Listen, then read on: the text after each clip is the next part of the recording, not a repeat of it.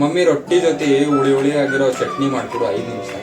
Simple ಆಗಿ ಕಾಯಿ ಟೊಮೆಟೊಗಳನ್ನ ತಗೊಂಡು ಹುಳಿ ಹುಳಿಯಾದ ಚಟ್ನಿ ಬರೀ 4 ಐಟಮ್ ಅಲ್ಲಿ ಮಾಡಬಹುದು. 4 ಇಲ್ದ್ರೆ 5 ಕಾಯಿ ಟೊಮೆಟೊ, 1 ಬೆಳ್ಳುಳ್ಳಿ, ಜೀರಿಗೆ, ರುಚಿಗೆ ತಕ್ಕಷ್ಟು ಉಪ್ಪು, 4 ಹಸಿ ಮೆಣಸಿನಕಾಯಿ ಮತ್ತೆ ಎಳ್ಳು.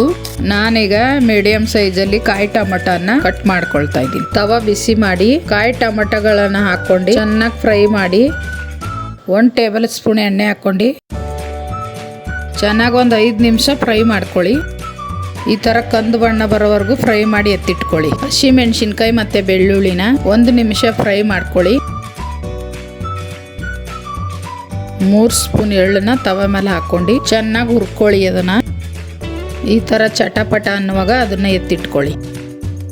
ಸ್ವಲ್ಪ ಕಡಲೆ ಬೀಜ ತಗೊಂಡು ತವ ಮೇಲೆ ಹಾಕ್ಕೊಂಡು ಅದನ್ನು ಹುರ್ಕೊಳ್ಳಿ.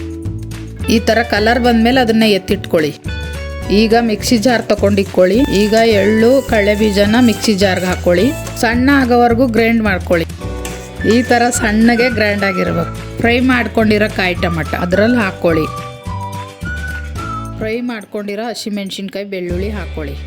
1 ಟೇಬಲ್ ಸ್ಪೂನ್ ಜೀರಿಗೆ, ರುಚಿಗೆ ತಕ್ಕಷ್ಟು ಉಪ್ಪು, ಸ್ವಲ್ಪ ನೀರು ಹಾಕ್ಕೊಂಡು ಮಿಕ್ಸಿಯಲ್ಲಿ ಗ್ರೈಂಡ್ ಮಾಡ್ಕೊಳ್ಳಿ. ಈ ಥರ ಬರೋವರೆಗೂ ಮಿಕ್ಸ್ ಮಾಡ್ಕೊಳ್ಳಿ. ಒಂದು ಬೌಲಲ್ಲಿ ಹಾಕಿ ಇದನ್ನ ಎತ್ತಿಟ್ಕೊಳ್ಳಿ. ಇದನ್ನ 1 ವಾರ ಫ್ರಿಜ್ಜಲ್ಲಿ ಇಟ್ಕೊಂಡು ಯೂಸ್ ಮಾಡ್ಕೋಬಹುದು. ಇದು ರೊಟ್ಟಿಗೆ, ಚಪಾತಿಗೆ, ದೋಸೆಗೆ, ಬಿಸಿ ಅನ್ನಕ್ಕೆ ಕಾಂಬಿನೇಷನ್ ಆಗಿರುತ್ತೆ.